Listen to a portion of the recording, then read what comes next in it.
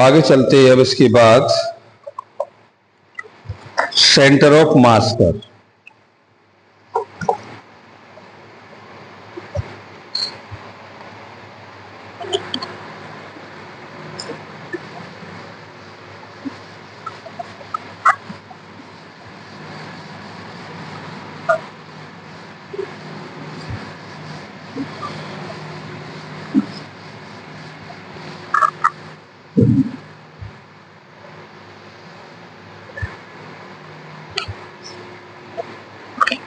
तो centre of मास में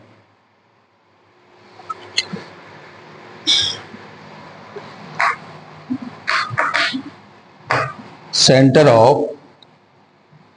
mass is the value of Cm.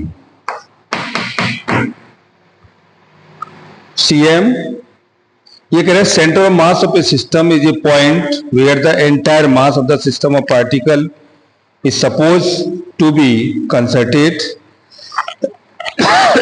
Centre of mass of a system is a point center of mass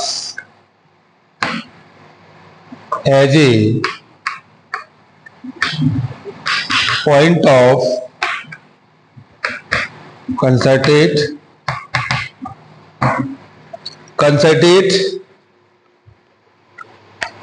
entire system of particle is supposed to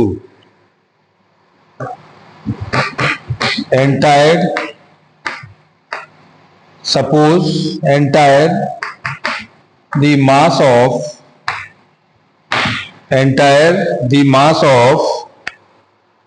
system of particle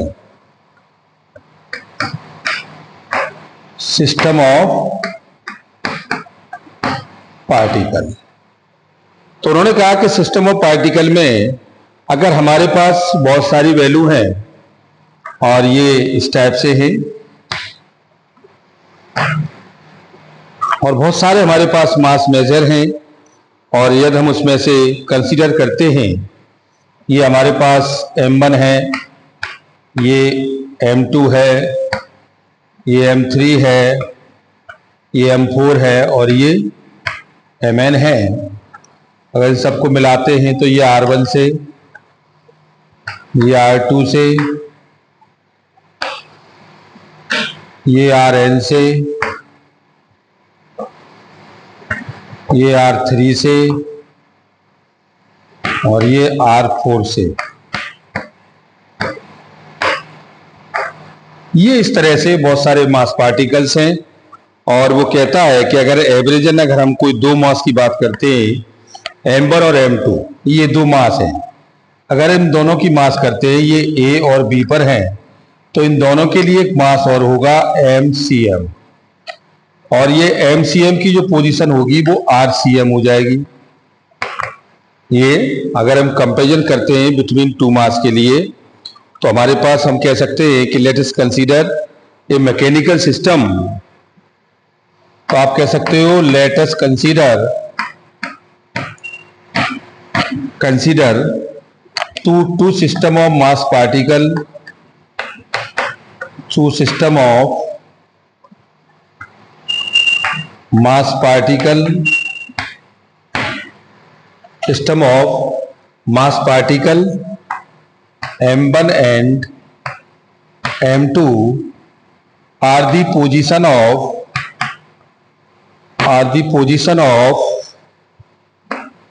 r1 and r2 के साथ. तो यहां हमारे पास total mass हो जाएगा दोनों का कितना, टोटल मास हो जाएगा m is equal to m1 plus m2 और फोर्स हो जाएगा आपका f1 प्लस f2 के साथ. जब ये पार्टिकल्स मूवमेंट करेंगे तो ये अपने साथ एक मोमेंटम भी मेंटेन करेंगे और जब ये मूवमेंट करेंगे तो f1 पर जो फोर्स लगता है वो 1 2 के द्वारा, तो ये कितना हो जाएगा f1 plus f12 is equal to d और ये mb अपॉन dt के साथ, भाई m dv अपॉन dt के साथ. तो आप m1 के साथ डिफाइन कर लेंगे, तो m1 के साथ ये m1 हो जाएगा और दूसरा हो जाएगा F2 plus F21 is equal to d और ये M2V अपॉन dt के साथ। So that is the value on first and second. So we calculate is the resultant of the comparison between F1 plus F2 is equal to F2 plus F21. Oh, this is the total sum of the value. Total sum of the value F12 plus F21 is equal to 0. हमने दोनों equation को additive कर दिया, तो additive करने पर ये value F1 plus F2 आई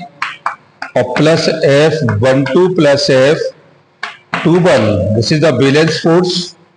तो D और ये M1V1 V अपॉन dt और plus D M2V upon dt। Then the value calculate of this value of F1 plus F2 plus 0 is equal to, और यहां से हमने कैलकुलेट कर लिया ये, तो ये M1 प्लस M2 और ये आपका आ गया dV अपॉन dt। हम ये निकाल चुके एक्चुअल मास हमारे पास ये कितना है, ये एक्चुअल फोर्स हमारे पास ये है, एक्चुअल मास हमारे पास ये कितना है m है, और dV अपॉन dt के साथ, तो आप इसे कह सकते हो F upon m e is equal to, और ये dV अपॉन dt के साथ, F upon m e is equal to dV upon dt के साथ। और इस तरह से हम अगर निकालेंगे तो हमारे पास एक पोजीशन भी निकल आएगा, और यह वैल्यू जो हमारे पास है, ये वैल्यू हमारे पास हो जाएगी कितनी, d का स्क्वायर r अपॉन और ये dt स्क्वायर के साथ, भाई F upon m e is equal to d का स्क्वायर r अपॉन dt का स्क्वायर के साथ। तो वैल्यू हमें मिली m1 plus m2 dv upon dt के साथ, तो यहाँ हमने इसको पोजीशन में कन्वर्ट कर लिया, तो ये कितना हो जाएगा पोजीशन में, ये वैल्यू आपकी हो जाएगी ये d का स्क्वायर और ये m1 r1 plus m2 r2 upon और ये m1 plus m2 into dt का स्क्वायर। तो यही वैल्यू हमारे पास आ गई। अब कितनी, ये वैल्यू हमें मिली, तो F अपॉन m e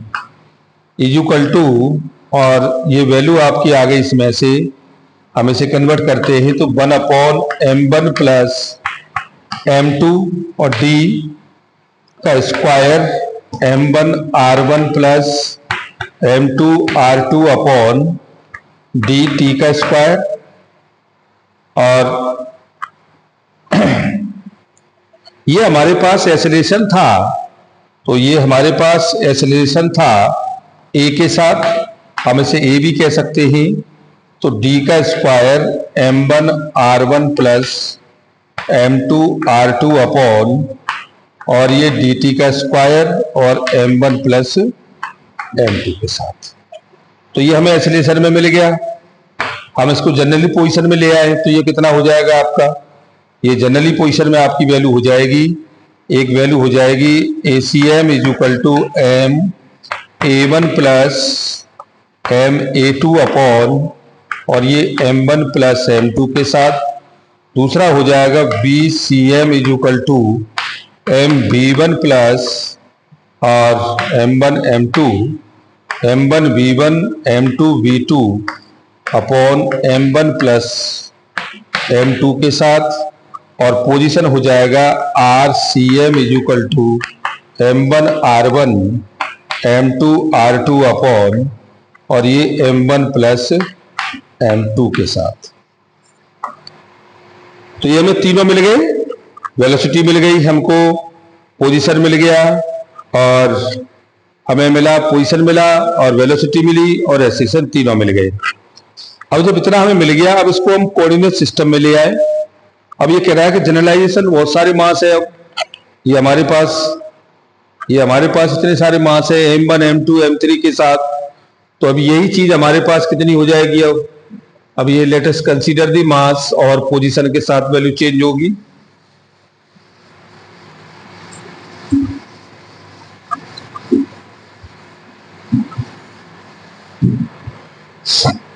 अब ये कह रहा है M1, M2, M3, M4, M5, up to dot dot Mn and position of R1, R2, R3, R4 up to dot dot Rn. तो this is the position of in centralisation value of हो जाएगी आपकी R is equal to, तो ये R CM is equal to, ये आपका हो जाएगा M1 R1 plus M2 R2 plus M3 R3 plus M4 R4 plus up to dot dot और Mn Rn अपॉन, और ये M1 plus M2 plus M3 plus M4 plus और ये Mn के साथ आप इसे लिख सकते हो सिग्मा, और ये Mi Ri अपॉन Mi के साथ आयोटा इज इक्वल टू 1 के साथ, और इसी को आप लिख सकते हो VCM is equal to sigma Mi Vi upon Mi n iota is equal to 1 के साथ, और इसी को आप लिख सकते हो ACM is equal to sigma, और ये Mi Vi अपॉन Mi के साथ n आयोटा 1 के साथ। तो ये एसिलेशन निकल आया भाई RCM, BCM और ACM sigma Mi Vi upon Mi के साथ। अब ये कह रहा है कि अगर ये सारी वैल्यू हमारी कोऑर्डिनेट पर चली जाएं, अब कोऑर्डिनेट कितना, इसका कोऑर्डिनेट x1, y1 और z1 हो जाए, इसका कोऑर्डिनेट हमारा x2, y2 और z2 हो जाए, इसका कोऑर्डिनेट हमारा x3, y3 और z3 हो जाए, और ये x4 और y4 और zn हो जाए, और इसके कोऑर्डिनेट xn, yn और zn हो जाए। तो उस समय इसकी कोऑर्डिनेट वैल्यू कितनी होगी? तो देखो भाई, टोटल अगर हम निकालते हैं पोजीशन पर, तो ये वैल्यू आपकी हो जाएगी xi plus y CM j और प्लस Z CM k is equal to, और ये M1 और ये x1i plus y1 j plus Z1 k और plus M2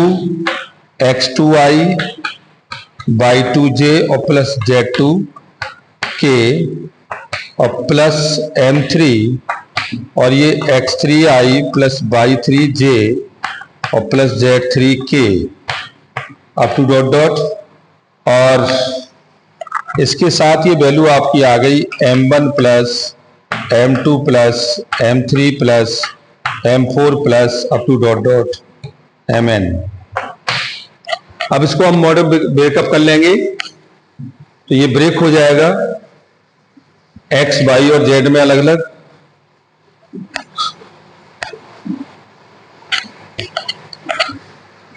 x, y, z में ये अलग अलग हो जाएगा। ये वैल्यू आपकी एक हो जाएगी xCM is equal to M1 x1, M2 x2, M3 x3, M4 x4, Mn xn upon M1 plus M2 plus M3 plus M4 से लेकर Mn तक, और इसे आप यूज करेंगे सिग्मा, और ये Mi xi अपॉन Mi के साथ iota n is equal to 1 iota is equal to 1 से। अब उसी तरह से हम बाई CM पर आ जाएंगे, तो ये M1 y1 plus M2 y2 plus M3 y3 plus up to dot dot Mn yn upon, और ये M1 plus M2 plus M3 plus M4 से लेकर Mn, और इसको आप लिख सकते हो Mi बाई आई n और ये sigma Mi iota is equal to 1 के साथ। अब इसी तरह से ये Z में कंपोनेंट आ जाएगा ZCM पर सिस्टम ऑफ पार्टिकल में, तो M1 Z1 M2 Z2, M3 Z3, M4 Z4 और ये Mn Zn अपॉन और ये M1 plus M2 plus M3 से लेकर Mn और ये आपका आ गया कितना Mi y i upon Zi upon Mi n iota is equal to 1 के साथ। तो ये हमें x बाई जेड कंपोनेंट पर मिल गए। तो motion of a system particle हमें मिला, ये वेलोसिटी के रूप में भी, पोजीशन के रूप में भी, एक्सीलरेशन के रूप में भी और न्यूटन्स के रूप में भी हमें ये सारी चीज़ों में मिला और हमने इसको देखा भी और कुल मिला के हमने ये एवरेजन देखा कि ये सारी वैल्यू हमारे पास सिस्टम ऑफ पार्टिकल में डिफाइन होती हैं। तो जब ये सारी चीज़ें सिस्टम ऑफ पार्टिकल में डिफाइन होती हैं तो यहाँ ये बताया गया है कि यदि हम किसी पार्टिकल को मूवमेंट कराते हैं एज एक प्रॉब्लम के रूप में, आप देख सकते हैं कि हमारे पास एक प्रॉब्लम है और उसे हम कैलकुलेट करेंगे।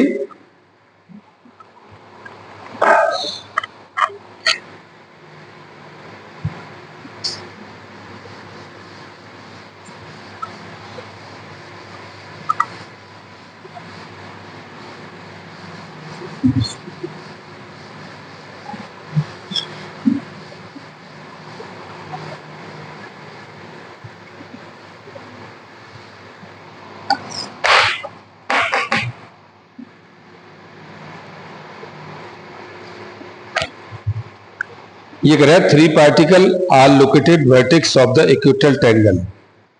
ये कह रहा है प्रॉब्लम में 3 particles are rotate, 3 particles are rotate नहीं है, are located, 3 particles are located in equilateral triangle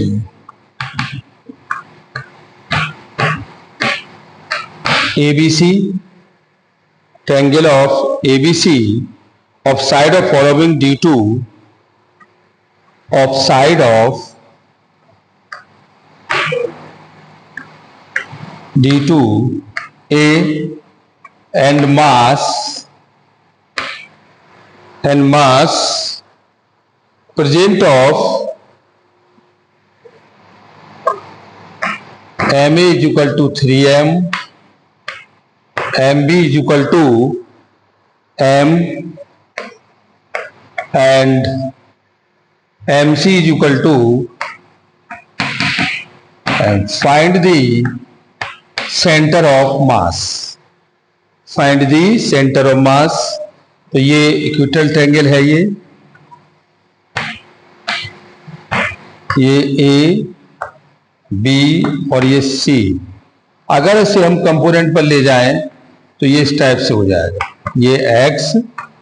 और ये वाई के साथ और ये ए है, ये भी ए है और ये भी ए है। तो इसमें इस पर जो मास है हमारा एम ए की वैल्यू हमें दे रखी है, ये 3m और ये एम बी की वैल्यू हमें एम दे रखी है और एम सी की वैल्यू हमें एम दे रखी है। अब प्रॉपर्टियां तो ये है कि कोशिश सेंटर ऑफ कोऑर्डिनेट के लिए वैल्यू पूछ रहा है वो, तो ये इसका सेंटर ऑफ मास है, ये इसका सेंटर ऑफ मास है। तो हम यहाँ निकालेंगे तो पॉइंट ए पर जो वैल्यू हमारे पास हो जाएगी वो हो जाएगी कितनी, ये कोऑर्डिनेट सिस्टम तो ये सेंटर पर है तो इसका 0 और 0 हो जाएगा और इसकी वैल्यू हो जाएगी ए और 0 के साथ और ये वैल्यू आपकी हो जाएगी साइड इंटू साइन 60, ये साइड ए साइन ये 90 माइनस तो ये ए साइन 60, तो वैल्यू हो जाएगी आपकी ए साइन 60 तो √3 a/2 coordinate value of centre के लिए ये 90 पर, तो ये वैल्यू आपकी हो जाएगी कितनी, a/2 और ये a/2 और ये a/2। तो सेंटर ऑफ लाइज के लिए हम ब्लॉक करते हैं, तो ये वैल्यू आपकी यहां से सेंटर के लिए अगर हम निकालेंगे तो ये फिर यहां आ जाए, ये तो ये वैल्यू इधर चली जाएगी, तो ये माइनस के a और 0 हो गई, हाँ, और इधर की वैल्यू हो गई a/2 और 0। ये 90 पर है, तो a की वैल्यू हमारे पास, a की वैल्यू है a cos 90 और a sin 60, तो ये वैल्यू आपकी आ गई 0 और √3/2 इंटू a के साथ, 0 √3/2 a के साथ। तो कोऑर्डिनेट हो गए इसके XCM और YCM, तो आप लगा दीजिए XCM is equal to M1x1 M2x2 M3x3 upon, और ये M1 plus M2 plus M3, और YCM is equal to M1y1 plus M2y2 plus M3y3 upon, और ये M1 plus M2 plus M3। तो हमारे पास ये वैल्यू हमारे पास है, ए के लिए है ये 3m इंटू 0 और प्लस